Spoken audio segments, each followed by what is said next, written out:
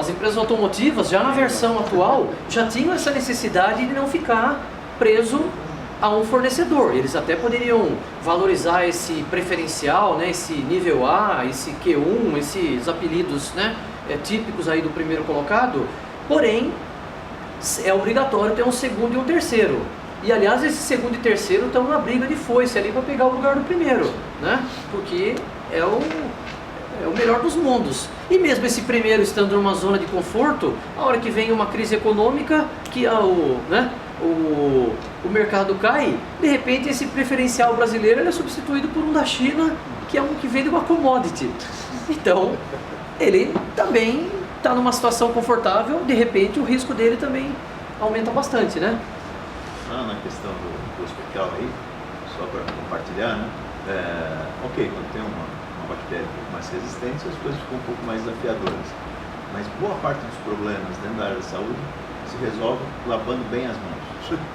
Exatamente, aquele procedimento compulsório que está lá. O paciente, quem vai visitar, o médico, a enfermeira. Sim, é quem introduz aquele corpo estranho, exato. aquele micro-organismo. Lavando bem as mãos. Exatamente. Não sei se as senhoras perceberam, mas nos últimos anos os hospitais investiram em colocar pias nos corredores ou nas antessalas dos quartos, mas exatamente por isso. Né? Esse é um dos principais, principalmente a origem dos problemas está nesse ato simples. É verdade. As pessoas nem em banheiro público, nem em uso comum tem esse hábito próximo de 100%, nem bem reduzido. Se vai na empresa, nem lava a mão. Imagina essas outras situações. Um outro exemplo aqui que depois a gente fala um pouquinho deles aí durante os requisitos, tem exemplos recentes aí, né, de produtos alimentícios que surgiram no mercado então com relação à contaminação ou rotinas de limpeza que são obrigatórias, mas que elas não foram concluídas com êxito ou não foi verificado esse processo de limpeza entre troca de sabores ou troca de produtos diferentes, se ela foi completa, né? Então agora qual é o esforço da norma de qualidade? É garantir uma maior rastreabilidade até, em alguns casos, até o nível da matéria-prima e em outras situações até o nível de componentes que entram na matéria-prima que eu compro, né? Então, hoje nenhuma empresa que exporta carne, por exemplo, né, o Brasil é um dos campeões aí no mundo de exportação de carne, em algumas situações, aquele boi que está entrando lá no abate, lá que tem aquele brinquinho, com aquele número do brinco, dá para chegar no registro do Conselho de Medicina Veterinária do camarada que aplicou a vacina, né? O lote da vacina, a data, as condições de armazenamento, o freezer que estava armazenado a vacina, então é possível rastrear na totalidade. Qual que é a vantagem disso?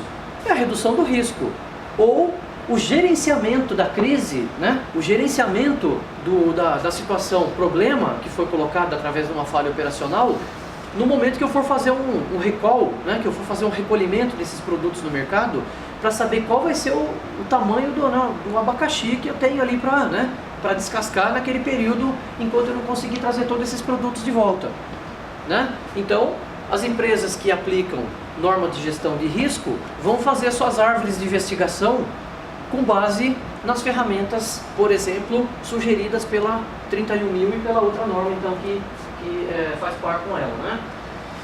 Outro exemplo, né? Empresas que têm bebidas importadas, né? A gente tinha clientes nesse segmento que enfrentavam um problema que era ele importa um produto e comercializa no mercado nacional, e aí o que acontece? Tem a concorrência, né? Não vamos falar o nome, mas é um país vizinho do nosso aqui que tem, né, uma certa, né, tradição em produtos genéricos ou produtos, né, da mesma natureza, né, similares, né, vamos dizer que são similares. E aí eu tenho esse tipo de risco no meu negócio, mas tem um outro que é um pouco mais complicado, que nessas empresas aí surgiu, que é o reaproveitamento de garrafas originais para preencher com líquido falsificado, numa qualidade da falsificação impressionante. Até o pessoal do laboratório que vai fazer análise fala, puxa, como que a gente vai dizer para o cliente que ele foi enganado, sendo que ele confiou na nossa marca, cuidou dos detalhes de ver o código de barra, o lote, né, a marcação de unidade fabricante, se, né, a tampinha tinha as características originais daquele whisky lá, aquela bebida que ele está acostumado, e aí estava tudo certo por fora. E aí, como que você vai dizer que você não vai trocar aquele produto para o cliente se ele está com um gosto estranho? Então, a análise de risco nesse aspecto, ela é bastante relevante. Como que a organização vai fazer? Ou ela vai melhorar a campanha, ou ela tem que burlar os falsificadores, que é de tempos em tempos alterar a embalagem do produto, modernizar a embalagem do produto. Isso faz parte do gerenciamento do risco.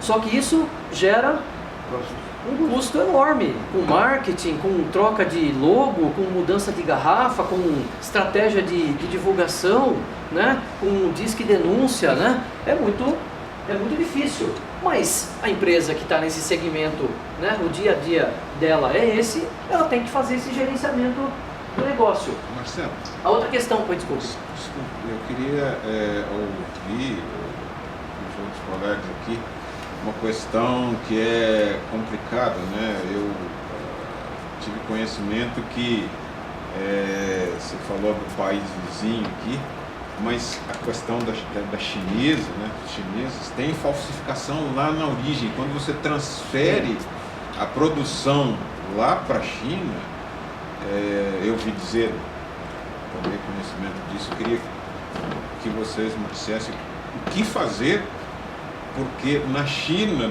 a China é uma questão complicada, né?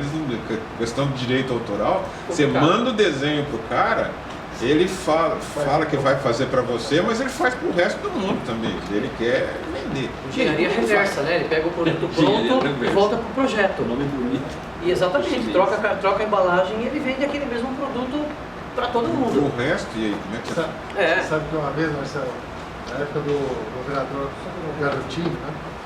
O Garotinho tinha fechado quase 10 fábricas no Rio de Janeiro de falsificação de óculos de sol.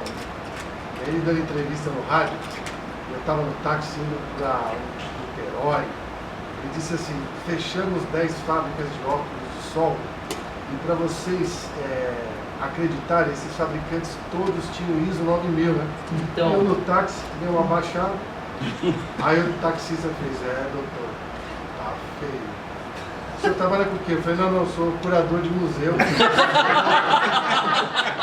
Eu não atuo muito nesse ramo, não. Mas a minha dúvida é a seguinte, diretamente, né? Aí você falou, esse ramo deve ser desacreditado, né? Nem quero entrar. Funciona. Esse item 716 da norma, acredito que você vai chegar lá, ou não sei. Fala de conhecimento organizacional. Um dos itens tem notas. A gente tinha uma certa flexibilidade de dizer que notas não são aplicáveis. Não são exigíveis. Porém, né? está em nota lá, é a propriedade intelectual. Minha pergunta: vai ser auditado ou ainda não será auditado? Olha, porque é um risco vide gradiente e fone, né? a gente já auditava isso nas duas certificadoras que eu trabalhei, continuo prestando serviço, né, para elas ainda. A gente tratava isso já, mesmo antes de ter esse item de conhecimento organizacional e propriedade intelectual, a gente já tratava como, nessas situações aí que eu produzo em nome do meu cliente, como propriedade do cliente, e a gente entrava um pouco no mérito de como essa informação estava preservada, até para evitar que, né, funcionários não tivessem nenhum requisito. Lógico, dizer que é inevitável é complicado, né, que isso não vai acontecer, mas a gente já entrava um pouco no mérito desse conhecimento e como ele estava disponível e como ele era assegurado. Tanto aquele que é da própria empresa, né, que é o foco desse requisito, mas tem essa questão também do conhecimento que eu compartilho, né, com uma outra empresa ou que ela coloca na minha mão sob confiança e que eu vou fazer um bom uso daquela informação, né? Porque tem setores que estão todos amparados nisso. Sim, cada vez mais. Peça de reposição de carro, 90% não tem patente, é uma cópia do original e são todos certificados ISO. Então minha dúvida é: vai ser auditado ou não vai? Só complementando essa rapidinho, é uma boa pergunta. Eu trabalho para a indústria metalúrgica e eu pedi para fazer uma validação do processo de compra de sucata. A diretoria me chamou: por que você quer olhar a compra de sucata? Eu falei assim: isso é uma função. Se você comprar mercadoria roubada, derreteu, como que eu vou descobrir? Exatamente. saber como que funciona. Aí, durante o processo, analisando tudo, o pessoal chegou e falou assim, não, auditor da ISO, cara, graças a Deus, não, né? Porque você percebe que tem as falhas na entrada, e assim, você tem o ISO no processo, mas na questão do sucata, não olhou. Então esse assunto ainda não tem uma definição. Esse assunto ainda é muito aquela... da experiência da pessoa que está fazendo, de olhar aquilo até mas a gente vai aprendendo por erros e acertos. Isso que é a parte triste da história. Então, nesse caso as certificações, infelizmente, o nosso mercado acaba ficando um pouco sob suspeita, eu não digo, mas com menos credibilidade do que ele deveria, em função disso. Essas questões um pouco mais delicadas, quando o organismo certificador, a auditoria, não entra, não toca nisso, acaba ficando aquela situação, isso também eu não domino, não sei se dá para exigir ou não, mas de certa forma, aí você está certificando uma empresa de forma não merecida, né? Era melhor que você tivesse deixado aquela questão que nós colocamos, né? Que você entregue um relatório mais dolorido, mas que ela trate isso e ela consiga enxergar uma certa superioridade com aquele concorrente que é desleal, que é desonesto ou faz esse jogo de... todo mundo faz, então a questão da ética, né? Se todo mundo está fazendo, se eu também fizer, eu tô ali no pacote, ali no pelotão do meio. Você vai entender, você tendo um processo e controlando o processo, dá para certificar até tráfego de cocaína, é isso? Então, isso agora, boa pergunta, né? Isso agora também ficou um pouquinho mais explícito, agora está explícito que não basta você ter aquele produto conforme que o cliente quer, que no caso seria aquela cocaína de boa qualidade, pura, que vai dar o efeito desejado lá no usuário. Agora, antes, não é que você não podia, mas a verificação de requisitos legais e regulamentares, que o compliance aí é o que faz a empresa, o que a empresa deveria ter esse processo estabelecido, agora ele é verificável com relação ao que tem de obrigatoriedade no produto. Antes isso só era visto com mais ênfase nas auditorias de ISO, quando era um produto de certificação compulsória. Aí não é que era visto, é que você via se aquele outro organismo que certificava o produto estava fazendo o trabalho dele, e aí isso aí era visto dentro da certificação ISO 9000 também. Agora não, agora a empresa tem que fazer a identificação das legislações aplicáveis e o cumprimento dessas legislações passa como um requisito para certificação. Não que o auditor vai ter a função de fiscal, de verificador de conformidade legal. No entanto, a empresa vai ter que mostrar que ela tem uma sistemática de identificação e atualização de requisitos legais e regulamentares, que ela desdobra isso nos seus processos internos e que os gestores têm essa conscientização com relação a atender esses requisitos, que podem, em alguns casos, ela não está fabricando um produto ilegal, mas algumas matérias-primas que ela utiliza tem utilização no mercado ilegal e ela pode se valer desses fornecedores, sem o mesmo escrúpulo e adquirir isso, Então essa questão essa questão regulatória agora ela está um pouco mais visível, Ainda não está no mesmo patamar que se esperava na revisão, porque na ISO 14001 e na 18001 isso é mais presente, porque a organização tem que obrigatoriamente demonstrar que ela faz uma varredura, que ela faz uma verificação da conformidade legal para todos os requisitos aplicáveis aos seus impactos ambientais e aplicáveis aos seus perigos e riscos de saúde e segurança. Na qualidade, ela precisa fazer o monitoramento dos requisitos do produto. Então, já existe ali uma semente, mas ainda não está nesse nível desejável que a gente gostaria. Então, esse é o primeiro incômodo, o escopo técnico, que é quando a gente está avaliando o produto. O segundo incômodo que eu tenho é o escopo geográfico. Apesar da 14 falar, da 18 falar, também sofre com o problema do escopo geográfico. Então, sim, vai poder certificar unidades e deixar outras de fora, sendo que o risco do grupo é único. Por exemplo, banco. Por exemplo, segurador. Por exemplo, minerador. Você tem mineradoras que certificam só área de utilidades, só Ou bancos que certificam sua área de atendimento. Então a minha dúvida é o confronto entre lei de responsabilidade e de risco do grupo versus a regra tradicional do escopo. O que está mais forte agora é a obrigatoriedade, então, de você documentar esse escopo, não só o que você fazia antes, que seria um acordo com a certificadora, e apontava para ela qual era o escopo que você gostaria de certificar, e ela dava um sinal verde, se fosse tudo, se fosse aquele escopo guarda-chuva, cobre todas as atividades que a empresa faz, ou se fosse aquele escopo sinal amarelo, que é o que você comentou, algumas divisões, alguns setores que ela acha que já estão mais avançados, mais amadurecidos, e ela oferece para certificação. E tem aquele autoestação sinal vermelho, que é aquele escopo que não garante nada, que é inaceitável, né? A mesma coisa que foi, né, no Inmetro, isso a gente pode comentar, porque se tornou público, né, não tinha nada de confidencial, mas uma concessionária de rodovia que certificou o sistema de arrecadação de dinheiro da cabine. Pô, isso aí nenhum cliente tem dúvida que o camarada vai dar troco errado ali, ou vai, no final do dia, não vai fechar, né, o resultado. Então, né, as pessoas, qual a reclamação que as pessoas têm? Só de esperar mais tempo na fila, né, num fim de semana prolongado. Mas o que é a expectativa do usuário, o que é? É a estrada segura, sinalizada, é o serviço de socorro chegar num tempo hábil, né, é você ter uma condição então de pavimento, uma duplicação quando a capacidade de fluxo de tráfego já não comporta. Então as questões de identificação de necessidades passam por isso. Essa certificação foi derrubada, né? Não teve credibilidade.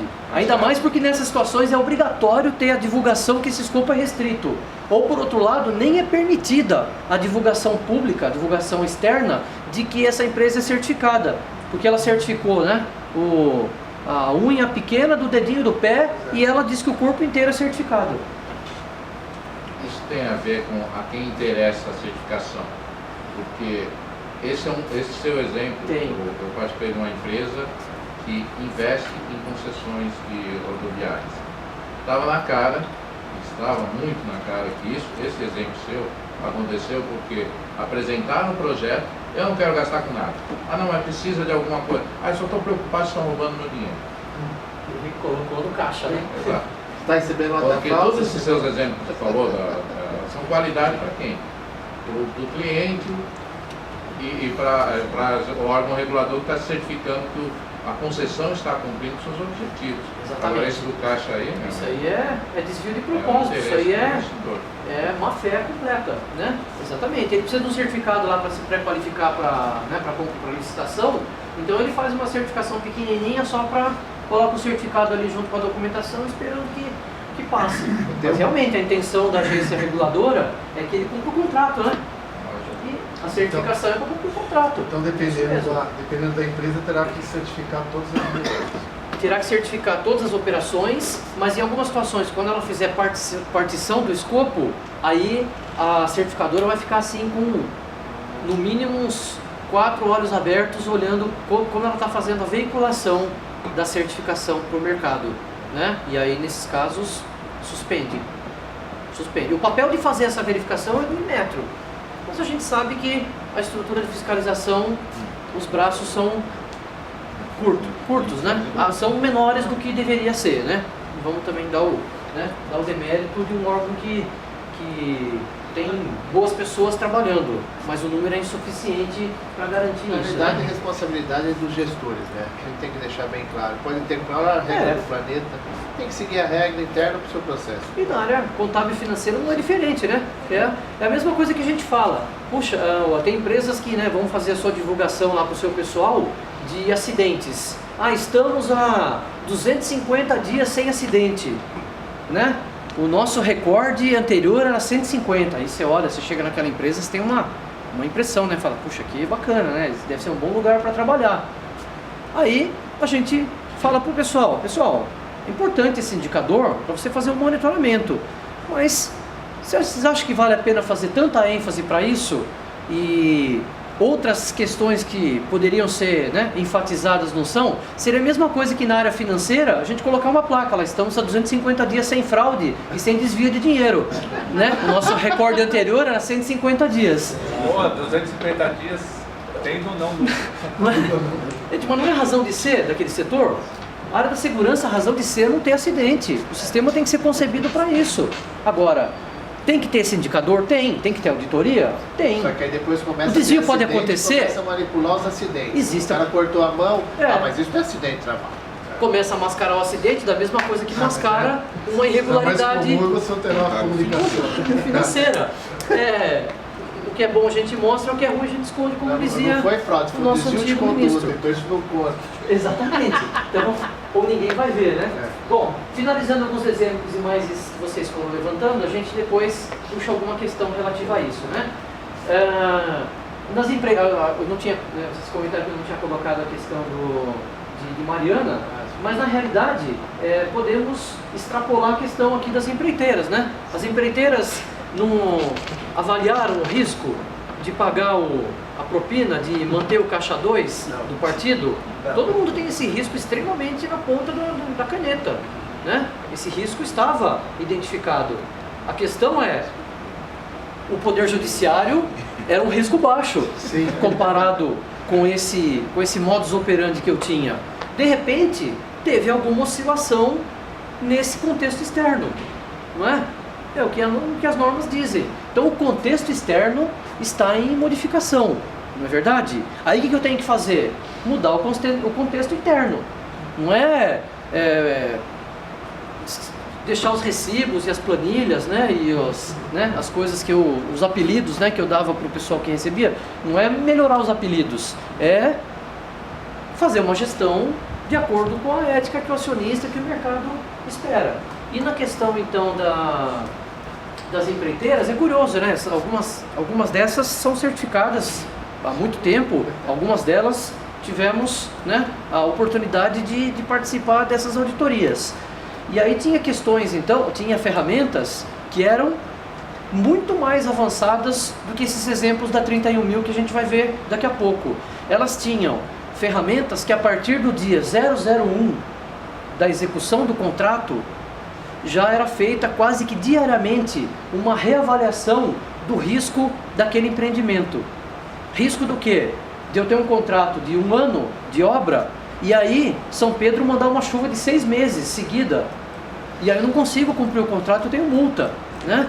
Tinha avaliações de risco de concreto que alguém entregou um resultado que foi aceito, alguém pegou o pacote lá e não analisou, e aí eu fiz aquela barragem, e aí depois de um tempo aparece uma trinca, e aí a seguradora vai fazer a investigação, e ela vai constatar que foi uma falha construtiva, né? Que foi alguma coisa possível de evitar, ou não, ou você vai ter que comprovar que foi um desastre natural, e aquela barragem teve um problema, né?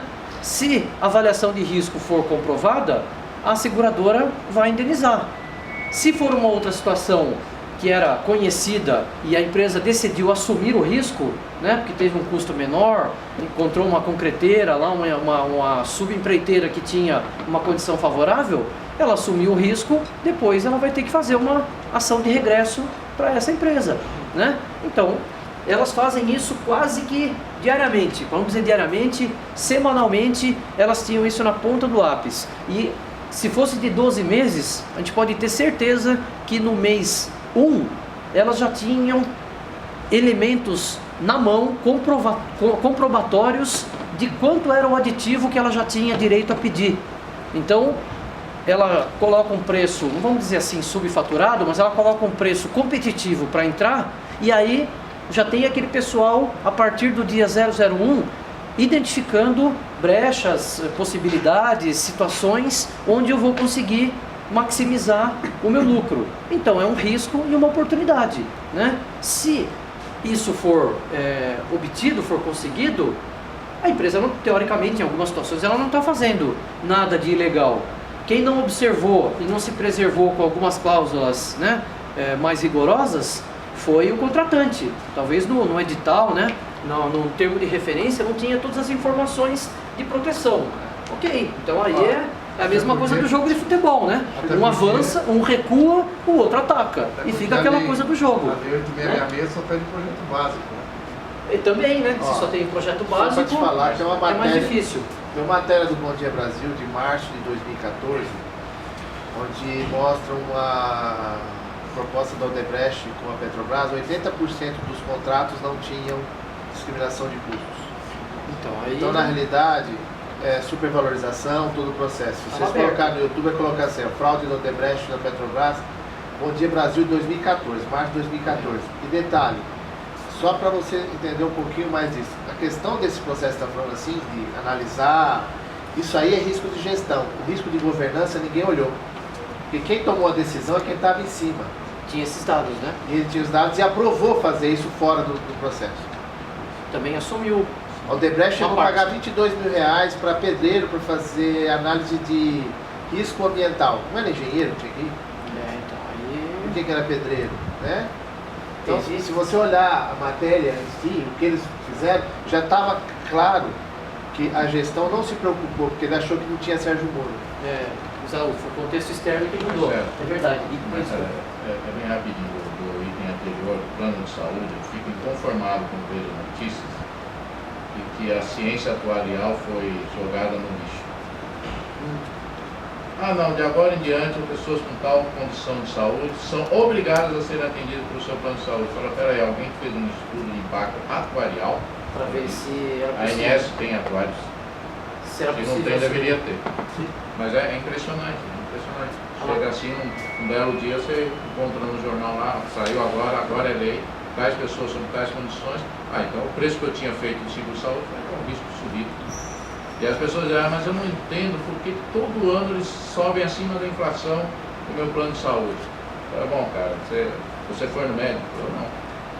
Mas você conhece alguém que foi? Eu fui, eu conheço uns 3 caras que ficaram fazendo exame toda hora. É isso. O cara fica gastando é a continha do restaurante. Você chega lá, quando você descobre que vai rachar a conta, todo mundo pede o prato mais caro.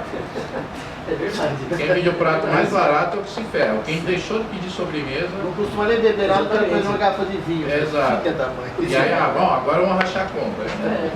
Por isso que alguns planos para reduzir esse risco colocam uma participação obrigatória do segurado agora, mesmo que ela seja simbólica, só que isso aí já reduz aquele pessoal A que participação eu assino embaixo. utilizava sem escrúpulos, sem critério, né? Aí penalizava todo mundo. É verdade, é uma questão de risco. Pessoal, esse slide não está muito bom, mas aí depois eu vou passar para vocês, vai dar para ler. É mais um levantamento genérico aqui de uma pesquisa do ranking dos principais riscos associados, né? Então, não por acaso, o primeiro é o risco financeiro, o segundo é o risco estratégico e o segundo é o risco regulamentar. Então valores, né, que a empresa pode ter em relação a seus prejuízos, né, eventuais prejuízos, erros de estratégia e legislação que pode surgir para regulamentar ou para alterar a regulamentação naquele setor e que vão então gerar uma necessidade de análise de risco. Tá? Depois tem mais alguns outros, né, que seria a reputação, né, a imagem da empresa, questão relacionada a recursos humanos, né, quando uma empresa depende muito de uma mão de obra especializada, ok? Riscos ambientais, risco ambiental está em 8º lugar, né? E a gente vê que dependendo do segmento de negócio, já estaria, né, igual a tabela do campeonato, né? Em vez de estar na zona de rebaixamento, estava no pessoal que está concorrendo ao campeonato, Você né? põe uma empresa de energia eólica, por exemplo, o risco ambiental dela é o primeiro. Se ela não consegue, né, fazer a gestão das condicionantes da licença, ela não consegue operar, ok? Bom, eu vou passar pelos tópicos que mudaram da 9001, mas aqui está com foco mais naqueles que foram alterados com base no risco, tá? Que é o ponto de interesse nosso aqui de hoje, tá? E aí depois então a gente vai entrar na segunda metade, que é a ISO 31000. Então aqui um pouquinho do histórico da revisão, né? A norma está na 5ª, né? 1, 2, 3, 4, 5. Está na 5ª versão, que agora vai até 2018, né? O período de transição. Ok? Então modernizou bastante e uma das coisas que mais está, né? Não vamos dizer preocupando, né? Mas que está gerando mais atenção das empresas é exatamente essa questão de riscos e oportunidades. E a questão de legislação aplicável ao produto ou ao serviço que agora está mais explícito. Ok? Uma norma, né, como a ISO 31000 e as outras também, elas sempre passam por um período longo de discussão, que é parecido com o que a gente tem aqui quando depois a legislação altera. Às vezes não deu tempo nem de aprovar a norma internamente e já está mudando. Não deu nem tempo de aprovar a ordem de compra daquele item do caminhão, né, e já vem um requisito novo. Ok? Garantir então que a norma é adequada para o seu propósito e principalmente essa estrutura da norma, ela conseguir atender à expectativa do mercado. Ok? No caso da ISO 31000, eu não acompanhei muito bem o período de discussão dessa versão atual. Mas para a 9001 foi feita uma pesquisa com um grupo de usuários, e aí o resultado dessa pesquisa, que foi feita aí em todos os países, né, teve mais de 5.000 comentários que retroalimentaram, então aí foi uma norma que atendeu melhor a expectativa dos usuários, né? Teve um feedback, aí, uma participação do pessoal. No caso das outras normas, isso não é muito comum, não é uma regra. Ok? Eu comentei com vocês então agora há pouco, né, que a ação preventiva então desapareceu como um requisito, né? Mas a ideia é que o sistema todo tenha um foco preventivo para que desde o início, desde a concepção, né, desde que a empresa nasce ou da concepção de um produto ou algo que é desenvolvido, já tenha um enfoque de prevenção, de evitar acidentes ou erros, né, ou problemas dentro do limite do previsível. Ok? E também a questão das oportunidades, né? Um novo mercado pode ser identificado aí através de uma verificação de situações aí de interesse daquela organização. Ok? Comentei com vocês então que o anexo SL, né, que seria o anexo de alto nível, como nós chamamos, ele vai dar então a estrutura idêntica para todas. Tá? Então as empresas aí que estão certificadas em 9, 14 e 18, né? No caso da sua, né? E os colegas que fazem auditorias também de sistemas integrados, vai facilitar um pouquinho na questão de fazer auditoria de mais de uma norma ao mesmo tempo, né? Isso tem uma certa facilidade. E até para o auditado entender o requisito da norma, né? Se ele tem muito domínio na disciplina de meio ambiente ou de segurança de processo, e aí ele precisa entrar então numa outra norma de gestão, ele sabe que o conceito que ele aplicou para uma, trocou lá o texto, o conceito é igual para outra. Ok? Então, estrutura comum, texto base idêntico, não pode criar subitem novo, não pode criar item novo, pode criar algum subitem que seja necessário para aquela disciplina. Mas tem 10 itens padrão na norma, no texto base, todas as normas de gestão vão ter aqueles mesmos 10 quesitos no texto. Tá? E as definições principais são comuns a todos, né? Então a gente vai ver aqui, o que tiver definido como risco na ISO 31000 é a mesma definição que vai ter de risco aplicável às outras normas, né? Guardadas as particularidades, mas conceitualmente isso não é alterado. Ok? E aí adiciona só o texto da disciplina específica, certo? O texto de definições facilitou bastante. Para quem tiver interesse de consultar, a norma ISO 9000, não 9001, a 9000, que também saiu agora em 2015, ela tem um texto bem longo, dá para vocês comprarem, né? Quem tiver a possibilidade de comprar pela empresa, aí tem alguns pacotes aí mais baratos, mas vale a pena a gente ter esse texto para consultar, porque ali tem algumas informações interessantes para gestão de processos e os termos e definições que estão aparecendo em todas. Ok? Aqui aparece então uma figurinha mostrando a ISO 31000, né? Aqui está um pouquinho pequeno para quem tiver um pouco mais no fundo. Mas aqui então, guia de orientação, guias de orientação genéricas. Então tem uma série de guias que não são certificáveis, né? Como eu comentei com vocês no início, a ISO 31000 não é uma norma certificável, tá? Tem um modelo aí, uma variante aqui no Brasil, de um organismo que editou um texto com base na 31000 e fez um modelo de certificação, tá? Mas não segue a mesma sistemática que é definida pelo Inmetro, tá? Mas o texto principal da 31000 não é certificável, assim como a de responsabilidade social corporativa também não é certificável. Tá? A que é certificável é uma outra norma de uma ONG norte-americana, né, que é a SA 8000, que é uma norma certificável para a empresa. A 26.000, a ISO 26.000, ela é uma norma também de diretrizes nos mesmos moldes da 31.000. Ok? E aí as normas de auditoria, né, a gente utiliza então a norma 19.011, que é utilizada para auditorias de sistema de gestão. Aí tem indicações lá de como redigir, como elaborar um relatório, como fazer abordagem com as pessoas auditadas, né? Como fazer um programa, um planejamento de auditorias. Ela é bem interessante para qualquer outro segmento, né? Que não seja qualidade, meio ambiente e segurança. E aqui já está aparecendo então essa nova, né? A ISO 45001 também traz a gestão de riscos, também menciona que se a empresa quiser utilizar os conceitos da 31.000, também ela pode fazer isso. Ok? Aqui então tem aquela norma que eu comentei com vocês, que é a 31.010, que é uma norma então de técnicas de análise de risco. Então a questão da identificação, né? Como encontrar, como identificar o risco, como analisar e depois como fazer uma avaliação em algumas situações com elementos quantitativos do risco, né? Fazer a mensuração do risco para que possa ser comparado, né, um risco com o outro, ou risco de processos ou de áreas mais elevados que outros, para se afastar um pouquinho da subjetividade nessa análise e gerenciamento de risco. 31.010. A 31.010. Ok? Depois no final da apresentação tem uma grade lá, alguns tópicos que são ferramentas que ela sugere para fazer o estudo de análise de risco.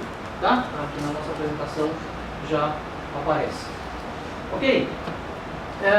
Aqui conta um pouquinho, né, da estrutura que eu comentei com vocês, os 10 tópicos, né? Então todas as normas daqui para frente, de 2012 em diante, tem essa mesma cara aqui, essa mesma estrutura dos 10 tópicos. Tá? Aqui mais ilustrativo para vocês. E o que não foi suprimido, né? Muito pelo contrário, agora foi remodelado para ficar então um pouco melhor para o usuário, é o famoso ciclo PDCA, que é o planejamento, né? Que normalmente quando as coisas saem, né, fora do combinado, foi a falta do planejamento, a famosa, né? Ou se o planejamento foi bem feito e não saiu a contento, é porque a execução também foi prejudicada. A questão de lavagem das mãos no hospital, que foi o exemplo que a gente falou agora há pouco.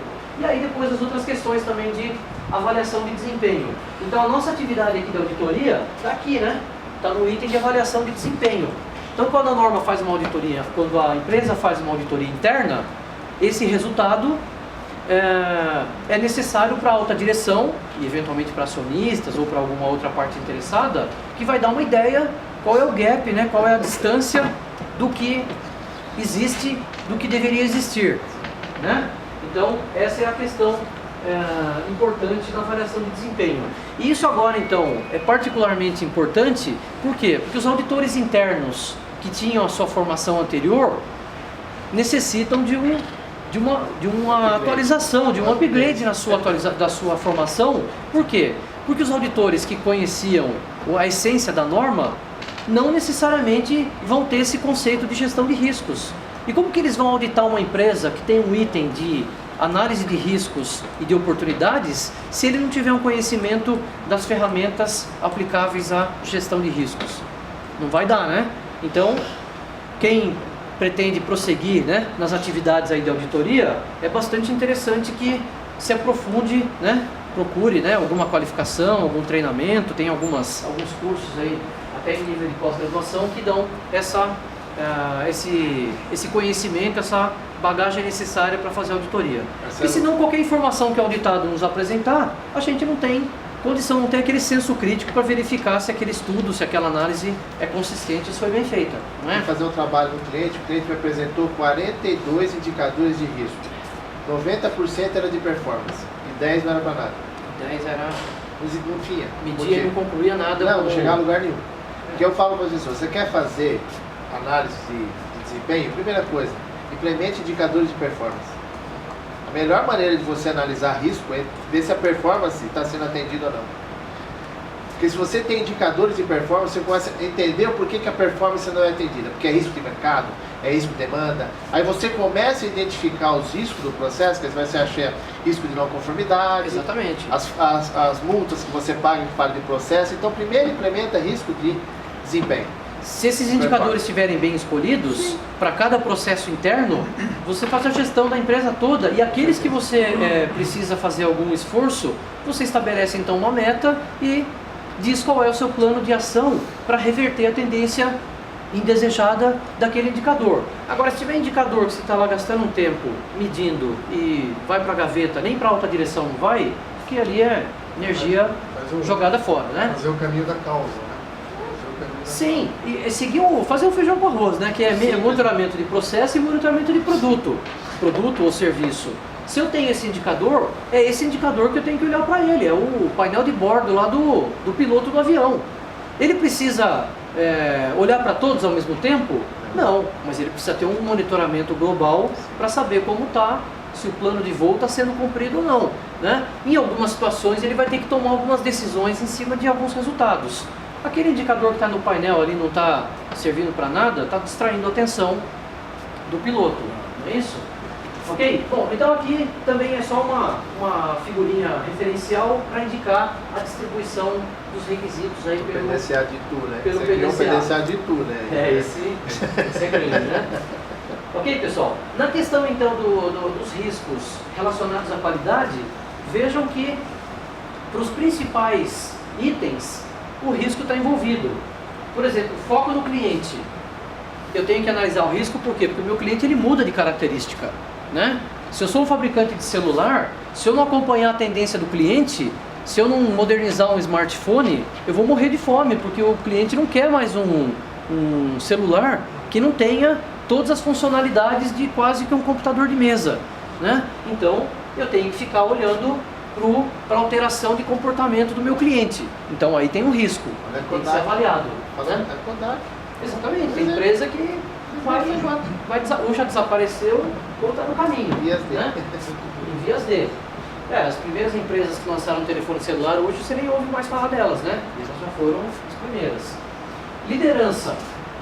Então é a questão do capital humano, né? Se você não tiver também essas pessoas, né, alinhadas com a intenção da empresa, você tem esse risco aumentado, né? Se tem alguma oscilação na motivação, aí no empenho dessas pessoas, ou elas têm conhecimentos-chave, e se elas saírem da empresa num determinado momento, a empresa tem um risco elevado de não conseguir entregar um produto conforme o cliente, né? Engajamento das pessoas, né? A gente pode ter também algumas situações de corte de benefícios, né? Renegociação de salários, principalmente nessa época agora a gente vê bastante isso, né? Então o risco de a empresa também ter alguma dificuldade de produzir bastante grande. A abordagem de processo não mudou, tem a obrigatoriedade de ser demonstrada. O que mudou é que a organização agora ela tem que pegar todos aqueles riscos que foram identificados para o seu negócio e distribuir esses riscos para os processos. Então, cada gestor de processo, se eu sou o gestor lá de compras, né? Se eu sou o gestor da manutenção, se eu sou o gestor de marketing, eu tenho que conhecer de todos aqueles riscos que foram identificados pela empresa, quais são aqueles que estão diretamente ligados ao meu processo interno. Ok? Isso antes não era cobrado, não era obrigatório. Esse Agora indicador de passou a ser. performance nessa hora é fantástico. Você identifica o responsável, você marca um X na testa do cara. E aquele risco que está no processo dele, né, é onde teremos um problema no curto prazo. Ok? Tomada de decisão baseada em evidências. Então esse já era um princípio anterior. Agora eu tenho as evidências também da mensuração do risco. Porque em cima dessa análise de risco pela alta direção, ela pode mudar o seu direcionamento estratégico, rever o seu plano de negócios, aí o seu planejamento estratégico, né? E a gestão do relacionamento seria, nesse caso, um relacionamento com provedores, né? Ou parceiros de negócio, ok? Então, se eu faço, por exemplo, uma empreiteira, uma construtora, ela faz um consórcio com uma outra empresa, e de repente essa outra ou essas outras empresas têm algum problema em relação à sua saúde financeira, como que eu vou garantir o término do empreendimento, sendo que eu sou líder do consórcio? Então eu tenho que ver quem eu estou subcontratando ou com quem eu estou estabelecendo as parcerias. Então isso entra na análise de risco, na quantificação de risco do negócio. Dados de setembro de 2015, 253 empreiteiras entraram com recuperação judicial, tá? Então. E depois eles querem colocar a culpa, não é do Poder Judiciário, né? Ese es un tema delicado, podríamos montar una reunión en Arequipa. No va a pensar que o destino de este país está en las manos de un juez inexperiente como ese de Curitiba. Otro día montamos, vamos devagar. Bom tema, né? Vamos devagar, porque es muito delicado.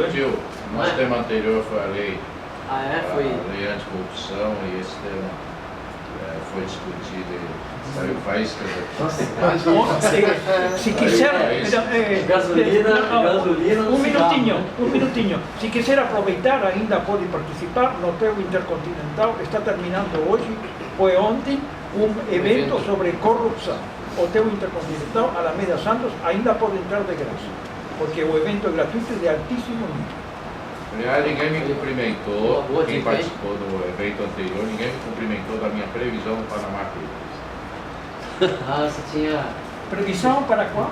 Panama Papers. Eu peguei o mapa mundo que mostrava que o Brasil estava uma laranjinha da percepção de corrupção. E o último que saiu colocou um vermelhão, no mesmo nível assim de outros países mais críticos de percepção de corrupção. E eu não coloquei esse mapa, eu não concordo. Eu falei para o pessoal, gente, o pessoal está assim, muito vidrado no Brasil, porque o Brasil está tendo a sua mão limpa agora, né? Mas vocês estão achando que os outros... Não, aí, o presidente da Islândia já renunciou.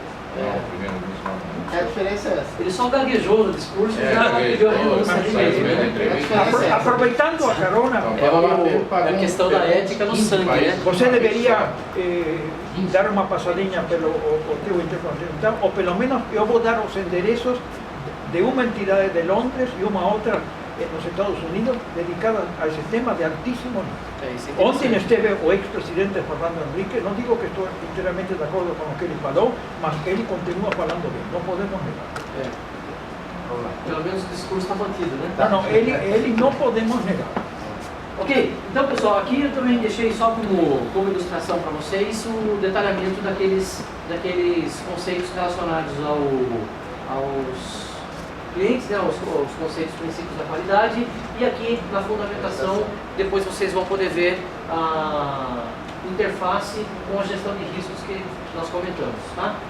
Tem todos em destaque, né? Engajamento, abordagem de processos, a obrigatoriedade da melhoria, né? Tomada de decisões, principalmente com base nos riscos, e o relacionamento que inclui os provedores e outras partes interessadas. Ok? Bom, a abordagem de processo a gente comentou um pouquinho. Os indicadores vão nos mostrar se aquele risco também está sob controle, está em condições aceitáveis ou não aceitáveis. Tá? Então eu posso ter um processo interno com risco elevado, ele vai ter, né, a capacidade de ser suficiente para uma organização ter, né, problemas com relação ao mercado. Ok? Aqui então a gente está falando, né, dos resultados pretendidos, e aí a intenção é que o pensamento, né, o conceito novo é esse, né, o pensamento baseado em risco faz com que a organização altere, né, ou mantenha ou altere o seu direcionamento estratégico com relação ao sistema de gestão. Tá certo? Para conseguir enxergar as oportunidades de mercado, principalmente um pouco antes dos concorrentes, né? Para que realmente ela seja uma oportunidade interessante, e também reduzir os seus riscos, também observando os concorrentes, não é verdade? Aquela velha máxima de se a barba do vizinho está, né, tá pegando fogo, eu já tomo algumas precauções, não vou deixar, né, eu errar também para poder depois fazer uma autocorreção. Ok? A abordagem de processos, então, a norma já colocou esse entendimento, né, que a melhoria na gestão dos processos, ela é melhor obtida com uma boa gestão de riscos. Por exemplo, com base na 31.000, que é o nosso tema da conversa. Aqui tem uma ilustraçãozinha de como a gente pode fazer, então, a identificação das entradas e saídas. Essa informação, então, é uma das fontes para eu fazer a identificação dos riscos, saber onde esses riscos estão. Então esses riscos podem estar numa descontinuidade de fornecimento de uma matéria-prima, esses riscos podem estar num sinistro que ocorra numa instalação industrial, pode estar numa cadeia logística que de repente pode ser interrompida, eu não consigo fazer o meu produto chegar no cliente, né? Pode ter alguma situação também de desvio de produtos, de serviços, de materiais, alguma situação então de fraude, né? Ou de furto, ou de sabotagem, ok? Então, quanto mais eu tiver mapeados esses itens, né, de entradas e saídas e a descrição do que precisa ser controlado, eu tenho uma melhor gestão do risco. E principalmente quando eu for fazer os meus planos de contingência, o meu programa lá de gerenciamento de crise, aí eu devo utilizar alguns elementos de gestão dos processos para saber onde eu tenho que fazer os cortes aí, ou os estudos, ou o retorno a uma situação anterior.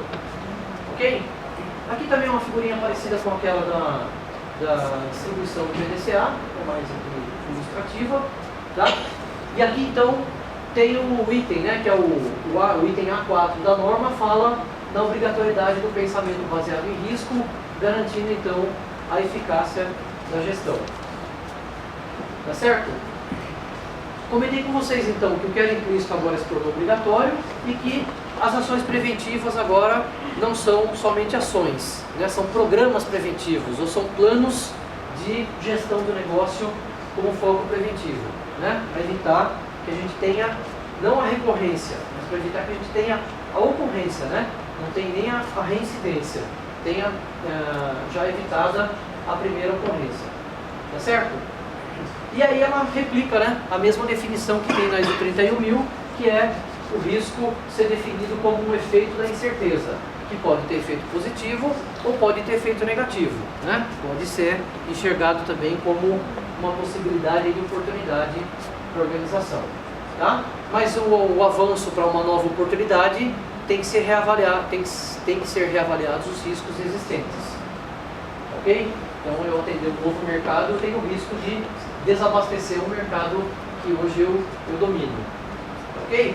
Então, as oportunidades, né, que seriam, entre aspas, aí o contrário do risco negativo, elas podem estar voltadas, então, para desenvolvimento de novos produtos, né, de novos serviços e também situações onde eu possa reduzir desperdício e melhorar a produtividade.